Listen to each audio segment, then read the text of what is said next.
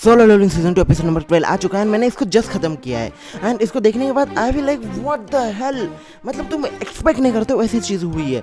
मतलब जो इस एनिमेशन की जो क्वालिटी है वो बीच में से ऐसी रैपिडली इतनी ग्रो हो जाती है कि I will like oh my God. मैं भाई बहुत इंजॉय किया इसको। वेल अब तुमको थोड़ा सा आर्टिफिशियल लग रहा होगा कि मेरी एक्साइटमेंट है, क्योंकि भाई जो मैंने एक वीडियो पहले ही रिकॉर्ड की थी लेकिन वो बाद में बीच में से रुक गई, तो मैं ऐसा मूड ऑफ हो गया, तो मैं वापस रिकॉर्ड करने के बारे में सोचा है। इस वजह से तुमको शायद एक्साइटमेंट अभी थोड़ी सी डाउन हुई दिखेगी, क्योंकि भाई यार जो पहले एक्साइटमेंट निकल गई ना मेरी वीडियो के अंदर, I will like what the, मेरा पूरा ऐसा दिल खराब हो गया कि भाई मैंने इतनी अच्छी फाइट देखी है एंड अभी रिकॉर्ड कर रहा हूँ तो मैं ऐसी चीज़ें दिखा रहे हो मुझे। वेल बहुत सारी चीज़ें बाद में बताते हैं, लेकिन episode actually pretty banger and तुम्हें देखना है तो चले जाओ अभी देख लो एंड उसके बाद आके वीडियो देखो। लेकिन अगर तुम इस वीडियो को छोड़ के उस एपिसोड को देखने जा रहे हो तो फिर इस वीडियो को लाइक करके चले जाओ। वेल आप बात करते हैं इस एपिसोड को, लेकिन शुरू से शुरू करते हैं इस एपिसोड को लेकर। वेल देखो ये एपिसोड की स्टार्टिंग वहाँ से होती है जहाँ पे प्रीवियस एपिसोड खत्म हुआ था।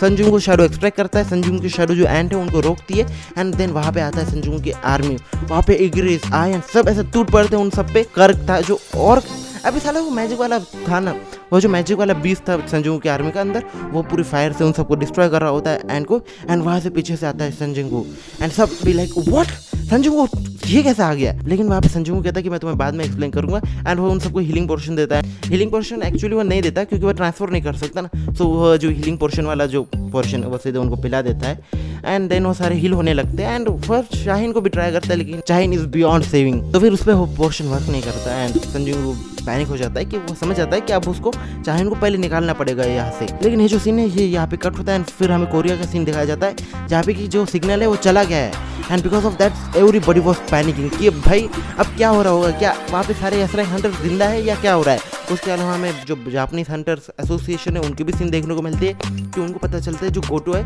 वो आरआईपी हो गया है एंड जो उनका लीडर है वो कंसर्न हो जाता है कि भाई गोटो रुजी जो उनका स्ट्रॉन्गेस्ट एसराई हंटर था वो आरआईपी हो गया, तो फिर अब क्या होगा।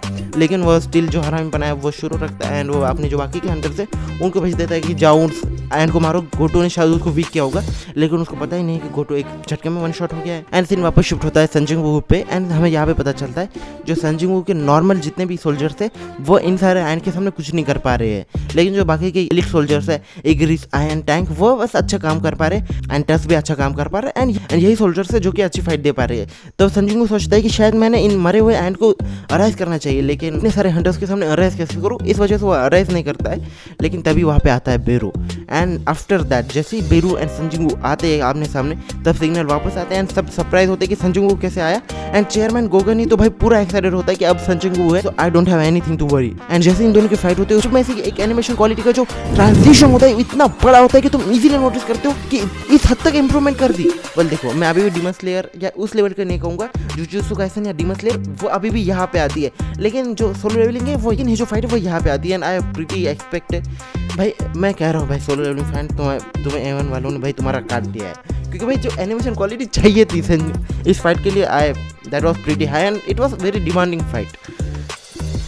अब क्या करें, तुम सबका तो कट ही गया है। फाइट का जो एंड होता है, वेल मैं तुम्हें एक बात बता दूं कि ये जो फाइट है जो एनिमेशन के अंदर हुई है वह एक्चुअली बहुत ज़्यादा स्ट्रेच की गई है, उसके अंदर बहुत सारे सीन ऐड किए गए हैं क्योंकि एक्चुअल जो फाइट थी मतलब मानवा के अंदर वहाँ पे इतना कुछ बड़ा सीन नहीं होता, बहुत ही वो अच्छा अमाउंट पे होती है लेकिन इतनी बड़ी नहीं होती है। एंड इन्होंने जो एक्स्ट्रा सीन ऐड किया उसको लेके मेरी कोई कंप्लेन नहीं है, I like it and I love it. अगर तुम अच्छी क्वालिटी दे सकते हो तो फिर कुछ कितना भी दे तो कोई प्रॉब्लम नहीं है। एंड उसके बाद भाई संजुंग जैसे जीतता है इट वॉज प्रीटी हिलारियस, मतलब बेरू भागने की कोशिश कर रहा है, वो बाकी जितने भी हंटर्स को उसने खाया है उनकी पावर यूज़ कर रहा है। तुम बेरू का इंटरनल मोनोलॉग देखते हो एंड वो सारी चीज़ें हो रही है, लेकिन जो एंड में मतलब बेरू हारता है एंड संजुंग भी लाइक संजुंग भी बेस्ट तरीके से उसको मार के भाई वापस चाहिन के पास जाता है उसको। देन दिस फाइट चाहिन को जिन्हों एक्सेल ऑफ लाइफ देता है क्योंकि वो समझ गया है कि चाहिन और ज़्यादा वीक हो गई है। एक्सेल ऑफ लाइफ है वो तो चाहिन पे वर्क नहीं करता, तो फिर जिन्हों और ज़्यादा पैनिक हो जाता है कि क्या मैं अब कुछ भी नहीं कर सकता चाहिन को बचाने के लिए। इसी के साथ एपिसोड क्लिफ हैंगर पे खत्म हो जाता है। ओवरऑल एपिसोड की बात करें तो फिर I love this episode. Okay